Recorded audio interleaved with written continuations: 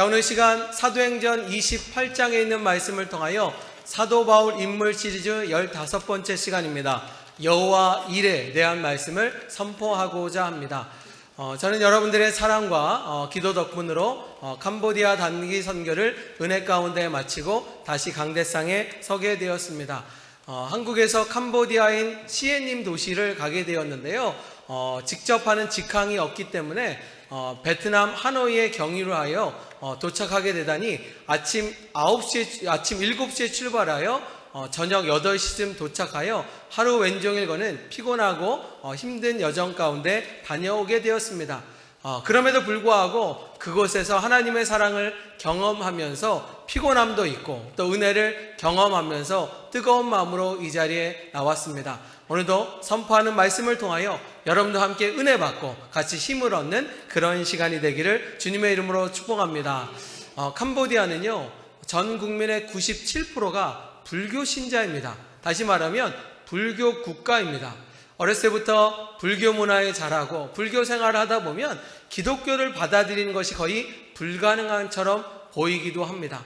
그럼에도 불구하고 다행인 것은 불교 국가임에도 불구하고 타종교에 대해서 어떤 핍박이나 고난을 주지 않기 때문에 믿을 수 있는 사람은 믿을 기회가 있어서 그 캄보디아 각 도시마다 우리 선교사님들이 복음을 증거하고 오늘도 열심으로 전도하고 있다는 것이 참 감사하기도 하고 기쁜 일이기도 합니다. 저는 이번 여정을 떠나면서 다른 어느 때보다 기대의 마음을 가지고 그곳에 가게 되었습니다. 작년 기억하실 것입니다. 작년에 캄보디아 사랑선교회 팀에서 캄보디아를 선교 가면서 우리 교회에서 후원금을 많이 전달해 드렸습니다. 우리 선교사님이 후원금을 받으시면서 전도한 일에 쓰겠다고 말씀하시면서 한 가지 제안을 하셨습니다. 캄보디아에서 성인들을 상대로 전도한 일은 거의 불가능한데 그런데 아직까지 어린 자녀들은 소망이 있다라는 것입니다. 그런데 그냥 교회 다닙시다, 사탕 주면 오는 그런 시대가 아니기 때문에 저들을 전도할 수 있는 유일한 방법이며 효과적인 방법은 축구 시합을 통하여 모임을 갖게 된다라는 것입니다. 저는 처음에는요, 그 선교사님이 섬기고 있는 교회 동네에 있는 아이들을 불러놓고 축구 시합을 할까 그렇게 생각했는데 제 생각보다 훨씬 큰 비전을 갖고 열심으로 헌신을 하셨습니다. 다시 말하면 25년 동안 캄보디아 선교를 하면서 실패하는 방법, 성공하는 방법을 아셨고 그것에서 각 교회들마다 주일학교를 부흥시키고 각 교회들마다 교회를 성장시키기 위하여 엄청난 노력을 하셨고 그 결과가 바로 축구 시합을 통하여 하나님께 영광 올려드리는 그런 일을 하시기로 계획하셨다라는 것입니다.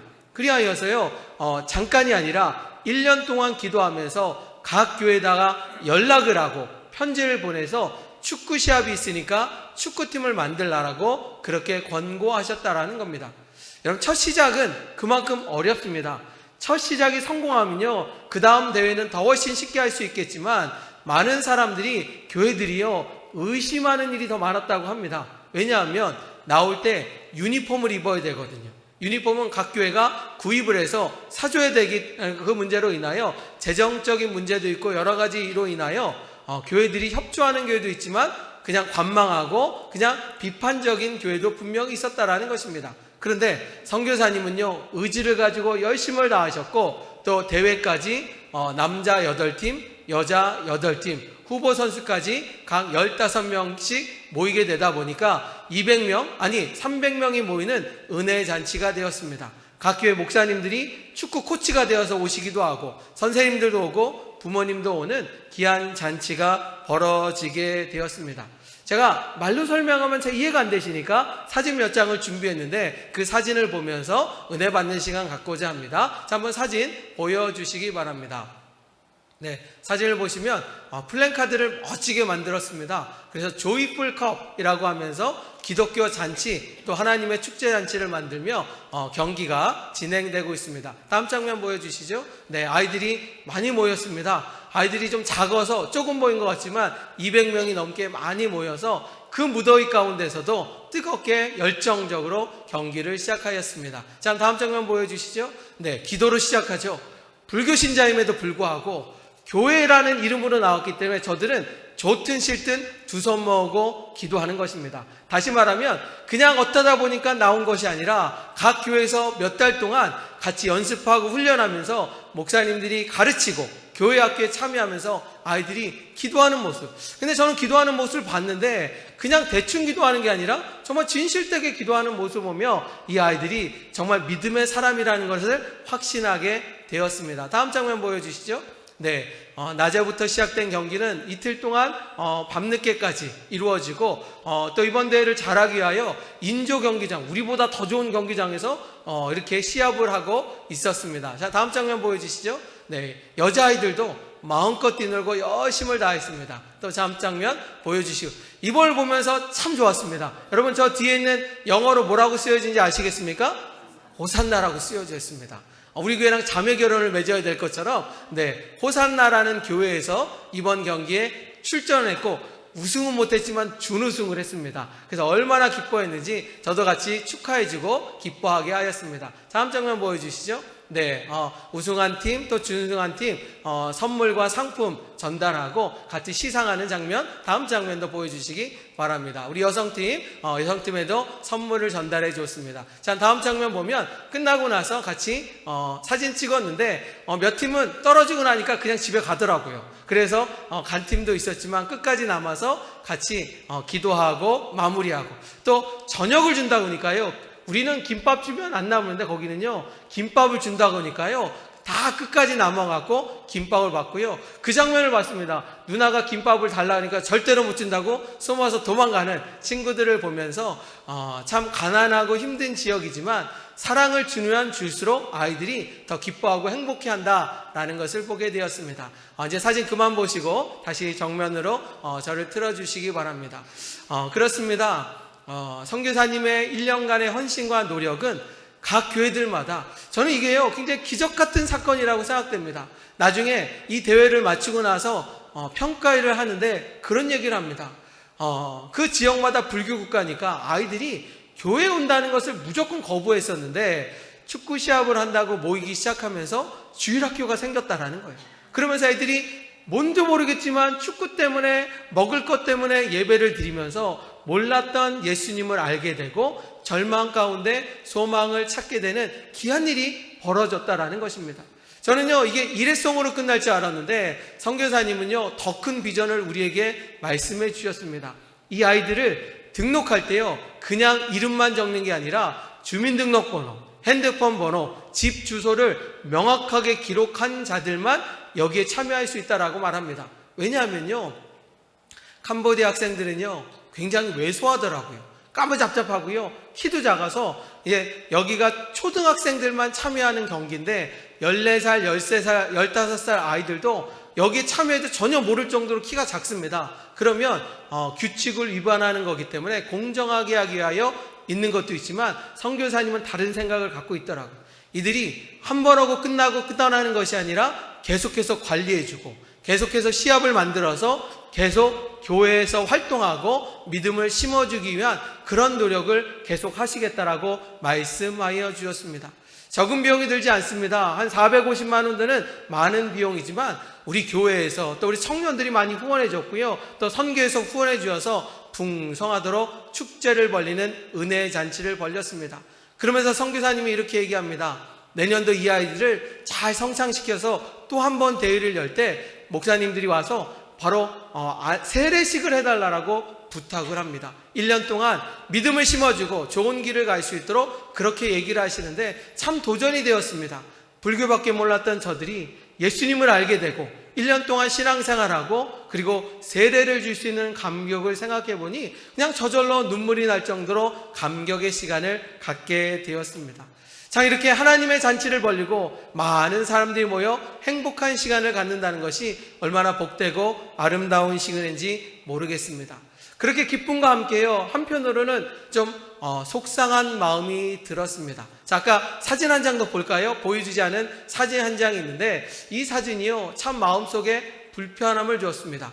유니폼은 그래서 교회에서 맞췄다 그랬죠. 그런데 보니까요 어떤 친구들은요 아이가 7살인데 큰 걸 입어서 무슨 푸대자루 입은 것처럼 제대로 된 옷을 입은 친구들이 별로 없었습니다. 그런데 중요한 거는요 신발을 신지를 않아요.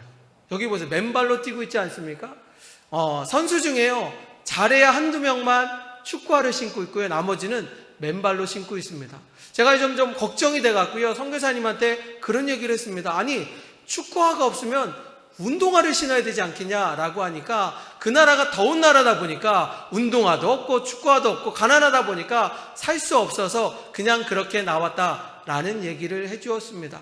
그런데 문제는요, 그 안에서도 잘 사는 친구가 있어요. 그러다 보니까 축구화를 신고 경기하고, 대부분은 다 맨발로 뛰는데 혹여나 축구화를 신은 친구가 실수를 하거나 잘못해서 그 신발, 맨발인 사람의 발을 밟으면 어떻게 될까라고 끔찍한 생각을 해봤습니다. 단순히 피가 나는 것이 아니라 뼈가 부러질 수도 있는 그런 상황임에도 불구하고 경기를 계속 뛰더라고요. 그런 마음 가운데 하나님 앞에 기도했습니다.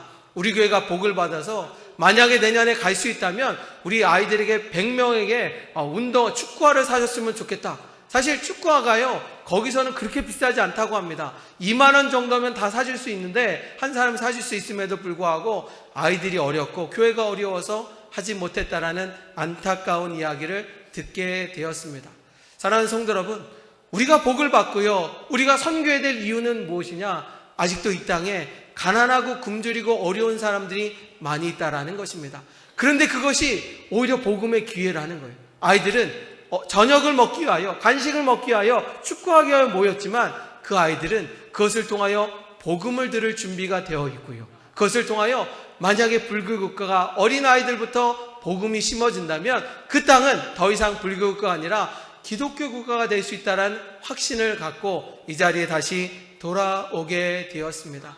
다시 말하면, 사랑을 주러 갔다가 더 많은 사랑과 도전을 받고, 하나님의 역사는요, 한국 땅에만 일어나는 것이 아니라 하나님의 이름을 부르짖는 그 어느 곳에든지 역사한다는 새로운 사실을 깨닫고 은혜 받는 시간을 갖게 되었습니다.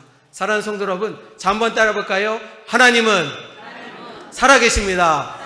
또 한번 따라 볼까요? 하나님은 기도하는 자를 찾으십니다.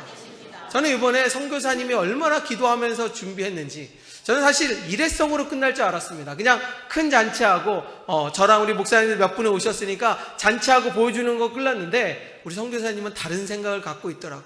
25년 동안 캄보디아에서 선교하면서 진짜 복음을 전하고자, 그래서 각 교회들마다 비판도 받고 어려움도 찾아왔지만 끝까지 홍보하면서 아이들을 전도하겠다고. 얼마나 아름답습니까? 주일학교 없던 그 자리 가운데 아이들이 몰려들고 기도하는 장면을 보고 예수님을 부르짖는 그 모습이 하나님 보시기에 얼마나 기쁘셨을까, 하나님이 얼마나 행복하셨을까, 그런 마음을 갖고 이 자리에 오게 되었습니다. 하나님은요, 한국 땅뿐만 아니라 하나님을 부르짖는 그곳에서 역사하시고 인도한다는 사실을 기억하며, 여러분들이 있는 자리가 하나님을 만나는 거룩한 자리가 되기를 주님의 이름으로 축복합니다. 오늘 본문의 말씀도 마찬가지입니다. 예루살렘에만 하나님이 계신 줄 알았는데, 보블리오 섬, 벨리사는 그 성 가운데서도 하나님의 역사가 계속됨을 성경이 말씀하고 있습니다.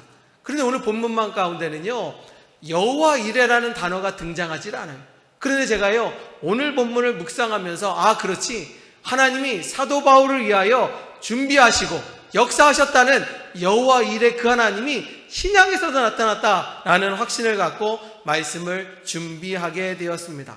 자, 여호와 이레라는 단어는 어디에 등장하느냐? 창세기에 등장합니다. 창세기 어느 날 아브라함이요, 하나님의 은혜를 받고 살던 중에 하나님의 기적적인 역사로 아들을 얻게 되었죠. 그 아들이 이삭이었습니다.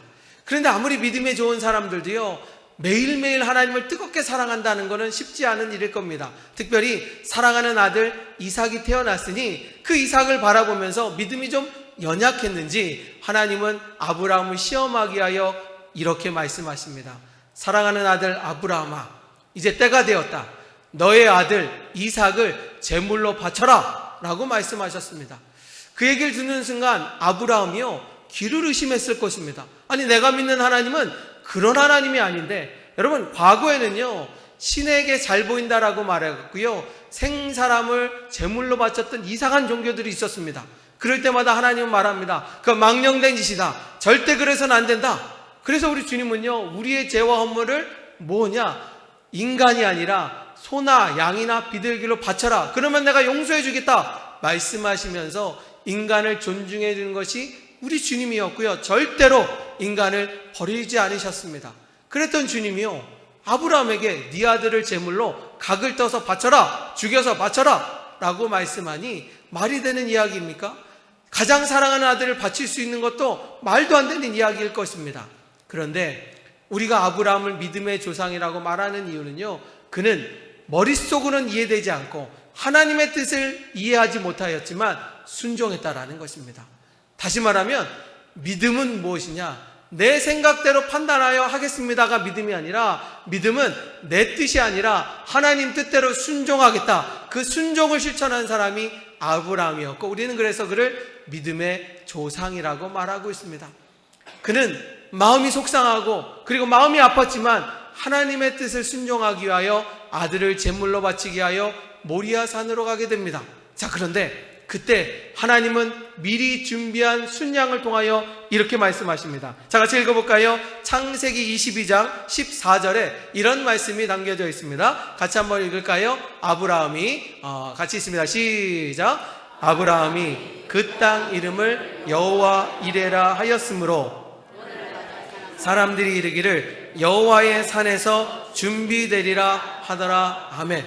하나님은 처음부터 이삭을 바칠 것을 원하지 않았습니다. 그런데 시험하기 위하여, 그의 믿음을 측정하기 위하여 그렇게 얘기한 것이고요, 이삭을 데리고 왔을 때 바로 하나님께서는 아니다, 그의 아들을 바치는 것이 아니라 내가 너를 위하여 미리 준비했다, 저 순양을 잡아 제물로 바쳐라. 주님께서요, 그 양을 바쳤을 때 한없이 축복해 주신 이야기가 창세기 22장에 나타나 있습니다.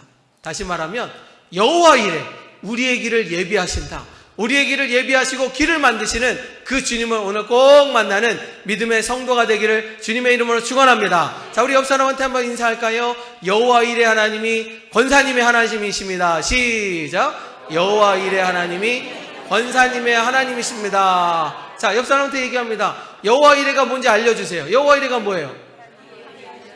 아이고, 2부 예배 때는 은혜가 되네요. 1부 때는 뭐라 하는지 모르고 그냥 얘기하시는데, 그냥 하나님도 좋지만 그 하나님이 우리를 위하여 준비하시고 이끄시고 길을 만드시는 분이 여호와 이레라는 사실을 꼭 기억하기를 소망합니다. 저는요, 오늘 사도행전 28장의 말씀을 준비하면서 거기엔 여호와 이레라는 단어가 없습니다. 그런데 말씀을 묵상하고 또 묵상하면서, 그렇지, 여호와 이레 하나님이 아브라함뿐만 아니라 사도 바울의 길을 인도하시고 역사하고 있구나라는 것을 깨닫게 되었습니다.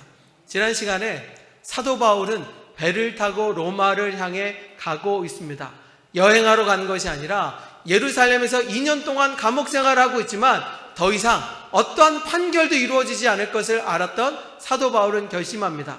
나는 로마 시민권자니까 나에게는 황제에게 재판을 받을 권리가 있으니 나를 로마로 보내달라라고 얘기를 합니다. 그리하여 그는 바로 276명과 함께 배를 타고 로마로 항해하고 있습니다.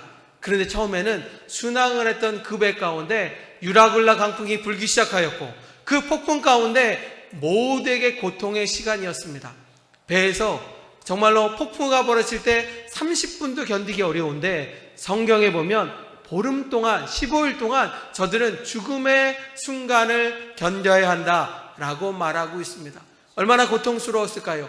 멀미가 아닙니다. 멀미를 넘어서서 모든 것을 다 토해내기도 하고요, 그리고 정말 살 소망도 지키지 못하고 아마 모두가 누워서 죽음을 기다리고 있는 끔찍한 상황이었을 것입니다.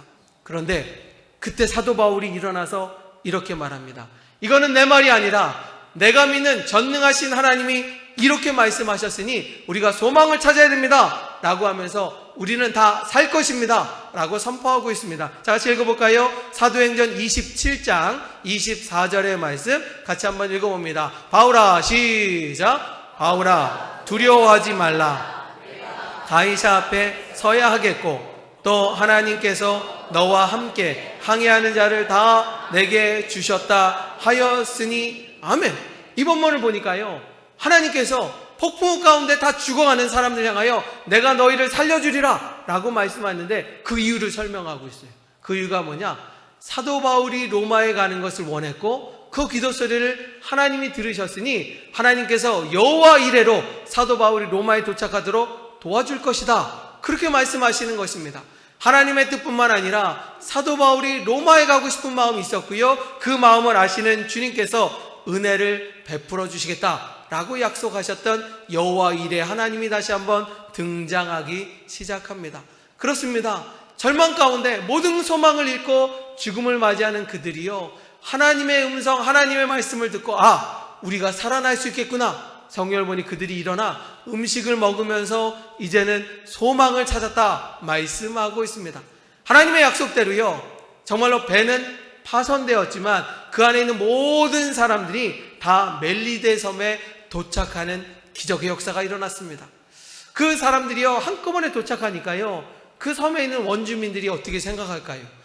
저들이 오면 큰일 나겠구나 라고 해서 저들을 적대시하는 것이 보통인데, 성경에 보니까 그렇게 나와 있지 않습니다.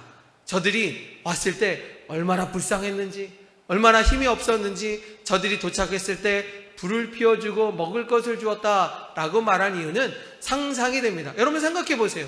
하루 이틀을 굶어도 사람이 야위어 보이는데 15일 동안 먹지를 않았으니, 죽음의 고통을 겪었으니 얼마나 저들이 처량하고 불쌍해 보였겠습니까? 그러니 원주민들이요, 경계하는 것이 아니라 불쌍해서 먹을 것을 주고 불을 피워줬다라고 말하고 있습니다. 자, 그때 사도 바울이 좀 더 추웠는지, 감기에 걸렸는지 추웠는지 불을 좀 더 세게 피려고 옆에 있는 나뭇가지를 불에 넣는 순간에 큰 사건이 터집니다. 자, 같이 읽어볼까요? 사도행전 28장 3절에 사도 바울이 불구덩이에 나무를 넣다가 이런 일이 벌어집니다. 바울이 시작. 바울이 나무 한 묶음을 거두어 뜨거움으로 말미암아 독사가 나무와 그 손을 물고 있는지라. 아멘. 지금 장면 보면요, 독사가요 나뭇가지 사이에 숨어 있었다라는 거예요. 거기 독사도 추웠는지 가까이 왔던 것 같아요. 그랬는데 그 나뭇가지를 사도 바울이 들어서 불구덩이 놓으니까 독사가 뜨거워서 뜨거워 그러면서 본능적으로 사도 바울의 손을 물어버렸다라는 겁니다. 여러분, 독사가 물었을 때 어떤 일이 벌어지나요? 죽어야 되겠죠. 큰일 나겠죠. 그냥 뱀도 아닌 독이 들어있는 뱀인데 그 순간 그 모습을 보았던 멜기데 섬의 원주민들이요, 이렇게 생각합니다.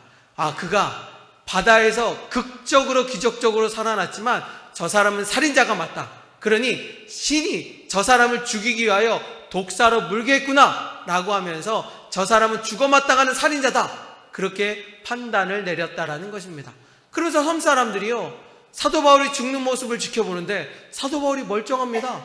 죽을 생각을 하지 않습니다. 아니, 아무렇지도 않습니다. 그제서야 그들이 생각을 합니다. 사도 바울은 살인자가 아니라, 사람이 아니라 신이구나. 우리가 저 사람을 잘 대접해드렸다 라고 하면서 그때부터 사도 바울을 극진히 대접하는 이야기가 성경 가운데 나와 있습니다. 그러고 나서 그 이 사건을 그 나라에 있는, 그 섬에 있는 가장 높은 추장에게 보고하겠죠. 그 추장이요, 바로 보볼리에라는 추장이요, 3일 동안 사도 바울을 극진히 대접하는 장면이 성경 가운데 나와 있습니다. 지금이나 과거나요, 미신을 믿는 사람들은 그런 것이 있습니다. 어떤 신이 자기네 마을에 왔는데 대접을 잘해주지 못하면 아마 큰 재앙이 올 것이다 라는 생각을 갖고 있었는지, 사도 바울이 신이 되지 않았습니까? 아니라고 말해도 신이라고 말하면서 그를 극진하게 대접하고 추장의 집에 머무르게 되었습니다. 자, 그런데 우연한 일이 또 벌어지게 되었죠. 바로 같이 읽어볼까요? 사도행전 28장 8절에 오면 또 다른 기적이 일어나기 시작합니다. 보블리오의 부친이, 시작. 보블리오의 부친이 이질에 걸려 누워있거늘 바울이 들어가서 기도하고 그에게 안수하여 낫게 하매. 극진히 대접받던 사도 바울이 가만히 보니까 보블리오의 아버지가 지금 열병에 걸려 죽게 생겼습니다. 안타까운 마음 가운데 그를 향하여 기도합니다. 나사렛 예수를 명하노니 악한 질병은 따라갈지어다. 그가 예수님의 이름으로 선포했습니다. 그럴 때 기적의 역사가 일어났습니다.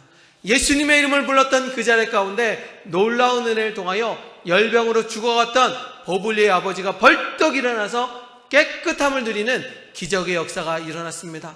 성령은 계속해서 말하고 있습니다. 그뿐만 아니라 그 섬에 있었던 아팠던 환자, 어떤 가지가지 환자들이 사도 바울의 기도를 받고 다 일어섰다라고 말씀하고 있습니다. 사실은요, 제가 말씀을 준비하면서 이 말씀을 선교지에서 준비하고 있었습니다. 이 말씀을 준비하면서 제 마음 가운데 그렇지, 하나님의 역사는 한국 땅뿐만 아니라 예루살렘뿐만 아니라 바로 캄보디아에서도 역사하시는데, 하나님의 역사는 바로 멜기데 섬에서도 역사하시는구나. 우리 하나님 대단하다. 우리 하나님 역사를 일으킨다. 기적의 하나님 맞다. 그런 생각을 가지고요, 원래 말씀은요, 기적과 치유가 일어나는 멜기데 섬이다 라고 말씀을 전했습니다. 그런데 말씀을 묵상하다 보니까요, 하나님 앞에 말씀을 준비하다 보니까요, 그런 은혜도 귀하지만 오늘 우리에게 주셨던 이 제목, 여호와 이레의 말씀이 우리에게 더 확실한 메시지를 주고요, 오늘 본문 가운데 우리에게 은혜를 더하여 주고 있습니다. 자, 그렇다면 왜 여호와 이레의 은혜냐라고 말한다면요, 오늘 본문 말씀을 읽기 전에 제가 아까 말씀도 드렸지만요, 사도 바울은요, 로마서라는 글을 쓰면서 이런 이야기를 합니다. 여러분, 신약 성경에 보면요, 로마서가 있잖아요. 그러면 사도 바울이 로마 교회를 방문하여서 로마를 썼냐? 그게 아닙니다. 사도 바울이요, 3차 전도여행을 하면서 에베소에서 목회를 하고 있는데, 어느 날 어떤 사람이 편지를 가지고 찾아와요. 그 편지 내용을 읽어보니까 로마서는 사도 바울이 세운 교회는 없지만 믿음의 사람들이 모여서 기도하고 하나님을 찬양하면서 교회가 세워졌다라는 것입니다. 그런데 교회가요, 담임 목사가 없이요, 그냥 믿음의 길을 걷다 보면 질서가 없잖아요. 그러다 보니까 교회에 어려움이 찾아오면서 이방인과 유대인이 모인 교회가 문제점이 생기기 시작합니다. 교회가 부흥하려고 하니까요, 적대자들이 나타납니다. 이단자들이 찾아오고요, 유대 종교 지도자들이 방해하기 시작하면서 교회가 성장하지 못하고 어려움과 분열의 길을 가고 있을 때, 사도 바울을 향하여 사도 바울 선생님 꼭 로마 교회에 오셔갖고 저희들을 치료하여 주시고, 그리고 단합하게 하여 주시고 하나님의 은혜를 나눠달라고 부탁을 합니다. 그런데 사도 바울도요, 로마에 가고 싶었거든요. 여러분, 똑같은 거 아니에요? 우리가 전도를 할 때 이왕이면 사람이 많은 데서 전도하고 싶잖아요. 그러면 저 지방에 몇 명 안 돼서 전도하겠어요? 아니면 사람들이 많은 곳에서 전도하겠습니까? 사람들이 많은 곳에 전도하겠죠. 사도 바울도요, 사람들이 많이 모이는 세계의 중심지였던 로마에서 전도하고 싶었는데 하나님은 여러 번 허락하지 않았고요, 사도 바울도 거기를 가지 못하였습니다. 그러면서 사도 바울은 기도를 합니다. 언젠가 내가 로마에서 복음을 전할 일이 있을 것이고 하나님이 도와주실 것이다 기도하였을 때, 바로 아까 읽었던 구절처럼 하나님이 로마에 갈 수 있도록 길을 만들어 주셨다라는 것입니다. 사도 바울은요, 로마뿐만 아니라 그가 끝까지 복음을 전하고 싶었던 장소가 있었는데, 자, 여러분, 사도행전 1장 8절을 한번 암송하시는 분 있으신가요? 사도행전 1장 8절, 오직 성령이 너희에게 임하면, 그 다음에 뭐죠? 오직 성령이 너희에게 임하시면, 그래도 한두 명은 해야죠. 사도행전 1장 8절, 오직 성령이 너희에게 임하시면 너희가 권능을 받고 땅끝까지 이르러, 그죠? 제가 지금 장로는 다 얘기했는데 중간은 상관없어. 예루살렘과 온 유다와 사마리아와 땅끝까지 이르러 복음을 증거한다. 사도 바울은요, 하나님의 그 명령을 마음속에 새겼어요. 내가 1차 전대, 2차, 3차 이걸로 만족하는 것이 아니라, 나는 예수님이 마지막으로 부탁한 것처럼 땅끝까지 복음을 전해야 된다. 그 땅끝이 어디냐? 그 당시 2000년 전에는요, 땅끝이 우리나라가 아니라 저 서머나였습니다. 서머나, 지금으로 하면 스페인 땅이었습니다. 그때는 우리나라를 알지도 못할 거였고요, 그들이 땅끝은 서머나 스페인까지였고요, 사도 바울은 거기에서 순교하기를 원했어요. 그러면서 사도 바울이 서머나까지 가기 위하여 꼭 가야 될 것이 로마였고, 그 로마에서 복음 증거하기를 꿈꾸며 소망하였습니다. 그런데 주님은요, 그 폭풍우 가운데서도 분명히 말씀하셨습니다. 사도 바울아, 너의 꿈을 내가 인도할 것이다. 사도 바울아, 너가 로마에서 복음을 전하는 것을 내가 이루도록 도와줄 것이다. 나는 너의 하나님 여호와 이레 하나님이다 라고 말씀하여 주셨고, 사도 바울을 살리기 위하여 그 폭풍우 가운데서도 역사가 일어났을 뿐만 아니라 바로 멜리데 섬에서도 사도 바울이 그 로마에 갈 수 있도록 그 사람들이 돕도록 여러 가지 모양으로 하나님이 도와주시는 아름다운 역사가 임하였다라는 것입니다. 자, 자, 한번 읽어볼까요? 사도행전 28장 10절. 사도 바울이요 기적을 행하고 예수님을 자랑하니까 그 멜기데 섬에 있는 사람들이 어떻게 반응했는가? 자, 사도행전 28장 10절입니다. 같이 읽습니다. 시작. 후에 여러 우리를 대접하고 우리 쓸 것을 배에 실었더라. 아멘. 여러분 생각해 보세요. 300명 되는 사람이요 갑자기 어느 섬에 가서 몇 달 동안 있어요. 그러면 처음에는 그냥 불쌍히 여기기도 하고 잘해주기도 하지만 계속 있으면 좋아할까요? 싫어할까요? 싫어하죠. 싫어할 수밖에 없습니다. 친척도요 해외 이민 가서 어디집 가면 하루 있으면 괜찮아요. 이틀 있으면 안 돼요. 서로 눈치 보고 서로 싸워요. 근데 나중에는요 친척이 왼수가 돼요. 왜냐? 사람 마음이 다 똑같거든요. 지금 멜기데 섬에서 겨울을 나야 되기 때문에 3달을 머물렀다 성경은 써 있는데, 그런데 만약에 300명 되는 사람이 거기서 그냥 있었다면요 아마 대접을 못 받는 것뿐만 아니라 쫓겨날 수도 있었을 것입니다. 배가 파손되는데 어디로 가요? 그런데 성경에 보면 사도 바울로 인하여 거기 있는 모든 사람들이 대접을 받고 후이 머물며 그리고 배를 타고 떠날 때 많은 것을 도와주었다라고 말씀하고 있습니다. 다시 말하면 무엇입니까? 여호와 일의 하나님께서 사도 바울을 일으키기 위하여, 사도 바울을 쓰기 위하여, 사도 바울에게 은혜를 더하여 주시기 위하여 놀라운 은혜를 더하여 주신다라는 것입니다. 사랑하는 성도 여러분, 그런데 그 하나님이요 사도 바울만 사랑하는 게 아니에요. 하나님이요 사도 바울만 사랑하는 게 아니라 누구도 사랑하나요? 나도 사랑한다라는 것입니다. 자, 따라 볼까요? 사도 바울의 하나님이 나도 사랑하십니다. 믿으십니까? 여러분 그렇습니다. 그런데 우리만 사랑하는 줄 알았더니요 캄보디아 땅에서도 기도하고 매달리는 선교사님을 통하여 역사가 일어나는 것을 통하여 불교 국가에서도 하나님을 부르짖는 자에게 하나님의 은혜가 임하는구나 라는 것을 확신하게 되었습니다. 사랑하는 성도 여러분, 하나님은요 하나님의 이름을 부르는 자들에게 찾아가십니다. 은혜 더하여 주십니다. 축복해 주십니다. 그 역사를 일으켜 주시고 우리보다 먼저 가셔서 여호와 이레로 인도하시는 주님이라는 사실을 기억하는 믿음의 성도가 되기를 주님의 이름으로 축원합니다. 우리 박효준 선교사님과 같이 이야기를 하면서 그런 은혜를 받았습니다. 첫 시작은요 쉽지 않습니다. 아까 그랬죠? 각 교회가 나오려면 유니폼을 입어야 되는데 교회들이 가난하고 어렵다 보니까 유니폼 맞춰줄 것도, 그래서 가보니까 유니폼이 다 커요. 왜냐? 쟤네들만 입는 게 아니라 몇 년 동안 입히려고. 그러다 보니까 말도 안 되는 옷을 입히기도 하고, 그런데 처음에는 다들 부정적으로 생각했다고 말합니다. 그런데 선교사님은요 정말로 하나님의 은혜를 생각하며 기적의 역사를 바라며 매일 기도하였고 헌신하였고 하나님을 찬양하였더니 하나님께서 길을 열어주셨고 은혜 가운데 모든 것을 마쳤고요 더 큰 꿈과 비전을 향해 갈 수 있다는 생각을 하였습니다. 저도 확신을 얻었습니다. 불교 국가에서도 하나님을 찾고 하나님을 부르는 자에게 하나님은 여호와 일의 축복을 주시는구나. 우리 호산나 자녀도 마찬가지입니다. 여러분, 잘생겨서 하나님이 사랑할까요? 아니에요. 키가 커서 하나님이 사랑할까요? 그것도 아니라는 겁니다. 하나님이 왜 사랑하는가? 우리를 하나님의 자녀 삼아 주셨기 때문에 우리를 축복의 길로 인도하신다라는 것입니다. 오늘 이 시간에도 여호와 일의 축복이 우리 호산나 모든 성도들에게 임하기를 주님의 이름으로 축원합니다. 하나님은 사도 바울만 사랑하는 게 아니라 2000년 전만 역사하는 것이 아니라 오늘도 주님을 바라보며 믿음 가운데 거하는 성도, 여호와 일의 축복이 나에게 임할 줄 믿습니다. 고백하는 성도에게 임한다는 사실을 기억하여 주셔서 2024년도 11월달 여러분들이 주인공이 되고 여호와 일의 축복을 받는 놀라운 축복의 사람이 되기를 주님의 이름으로 축원합니다. 기도하시겠습니다.